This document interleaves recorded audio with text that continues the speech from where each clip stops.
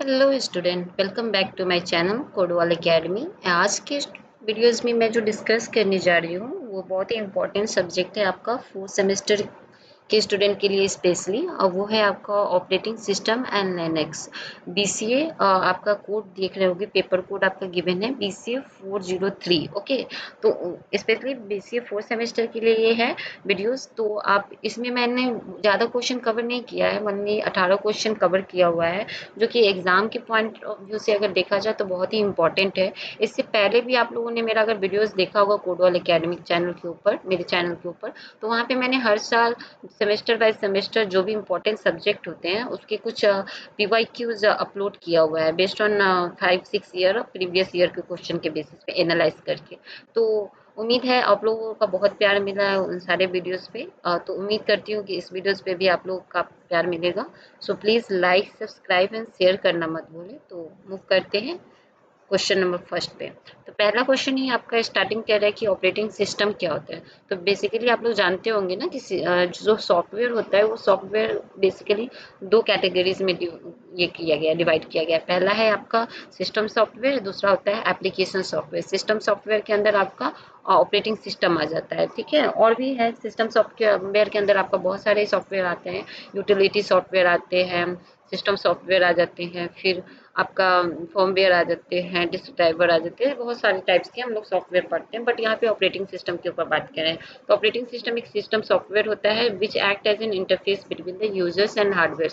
जो हम लोग अगर कंप्यूटर से बात कर रहे हैं, यूजर अगर कंप्यूटर से बात करेगा तो वो पॉसिबल कैसे होगा, तो वो आपका पॉसिबल होगा just because of operating system की वजह से, ठीक है। तो आपको ऑपरेटिंग सिस्टम बहुत अच्छे से आना चाहिए, सिर्फ सेमेस्टर एग्जाम के पॉइंट ऑफ व्यू से आपको नहीं पढ़ना है। आप अगर अभी यहाँ से BCA कर लेते हो, अगर आप कोई कॉम्पिटिटिव एग्जाम भी देने जाओगे ना, तो आपसे बहुत सारे क्वेश्चन जो होते हैं, मोस्टली क्वेश्चन जो होते हैं आपको वही से आता है, ऑपरेटिंग सिस्टम से आता ही है 100%। तो उसमें आपको ध्यान से पढ़ना है, सब्जेक्ट बहुत इंपॉर्टेंट सब्जेक्ट है आपके सेमेस्टर एग्जाम के लिए भी और आपके कॉम्पिटिटिव एग्जाम के लिए, लाइक CUT ये सब आप एग्जाम आगे दोगे ना, तो वहाँ पे भी ये आपके लिए बहुत हेल्पफुल होने वाला है। तो चलिए, पहला क्वेश्चन आप लोगों ने देख लिया कि वो ऑपरेटिंग सिस्टम किसको कहते हैं और उसके मेन फंक्शन क्या होते हैं एंड ऑब्जेक्टिव, उसके बारे में बताना है। फिर कह रहा है कि सिस्टम कॉल क्या होते हैं एंड कितने तरह के सिस्टम कॉल्स होते हैं, उसके बारे में आपको डिटेल में बताना है। फिर थ्रेड क्या हो जाता है और difference between process and thread के बीच में क्या ही डिफरेंस है, ये आपको डिस्कस करना है। सेल इन यूनिक्स क्या होता है, इसके बारे में आपको बताना है। Give the function of shell in Unix, operating system में सेल का क्या क्या फंक्शन ऑपरेटिंग सिस्टम में, उसके बारे में आपको बताना है।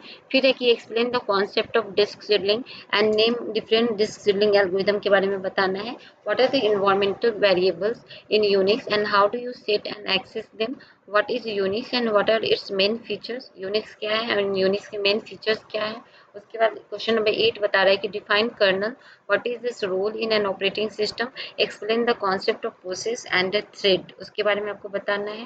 क्वेश्चन नंबर 10 आपका कह रहा है कि what is page fault and how does the operating system handle it. Page fault आप लोगों ने बहुत सुना होगा। पेज फॉल्ट में क्या होता है, जब आपका पेज मेन मेमोरी में नहीं होता है तब आपका उस प्रोसेस को ही हम लोग पेज फॉल्ट कहते हैं, ठीक है। जब CPU रिक्वेस्ट करता है एंड वो पेज आपके मेन मेमोरी में नहीं पाया जाता है तो वो पेज फॉल्ट की कैटेगरीज में होता है। अगर वो पेज पाया गया देन वो आपका पेज हिट की कैटेगरीज में आता है। तो what are the different types of file systems, क्या डिफरेंट तरह के फाइल सिस्टम है और उसके कैरेक्टरिस्टिक्स के बारे में बताना है। डिस्क्राइब करना है the concept of multitasking. Multitasking आप लोग पढ़े होंगे ना, multitasking, multi processing, multi programming, तो इस सब के बारे में आपको डिस्क्राइब करना है। Explain the structure of Unix operating system. Unix operating system का जो स्ट्रक्चर होता है उसके बारे में आपको बताना है।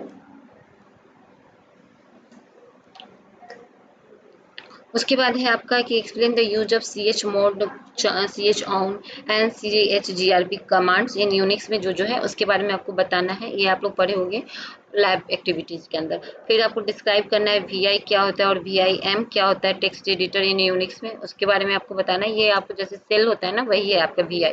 What are some basic command, अगर ये सब के बारे में अगर नहीं जानते हो तो मैंने ऑलरेडी इस पे भी वीडियोस बनाया हुआ है, अपने चैनल पे अपलोड किया हुआ है यूनिक्स के कमांड से रिलेटेड। उसमें आपको cat command, MKDIR, cat, MKDIR, chmod, ये सारे LS, ये RMDIR, सारे के सारे कमांड वहाँ पे एग्जीक्यूट करके दिखाया गया हुआ है। तो एक बार वो आप देख लीजिएगा, नहीं होगा तो लिंक जो है मैं आपको डिस्क्रिप्शन में ऐड कर दूंगी, तो आप वहां से जाकर उस वीडियो को एक बार चेक कर लीजिएगा।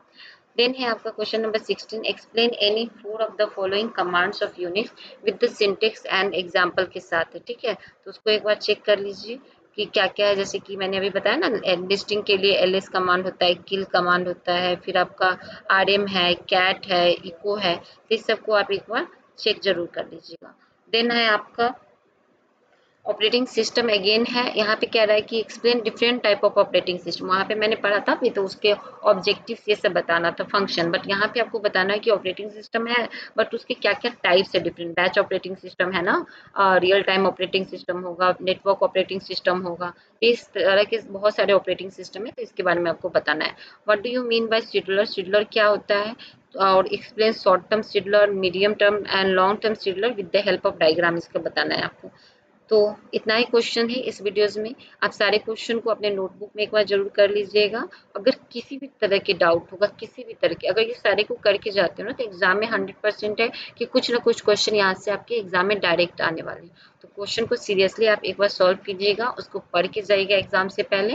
And all the best for exam. See you in next video. Keep watching and keep support code वाल अकेडमी।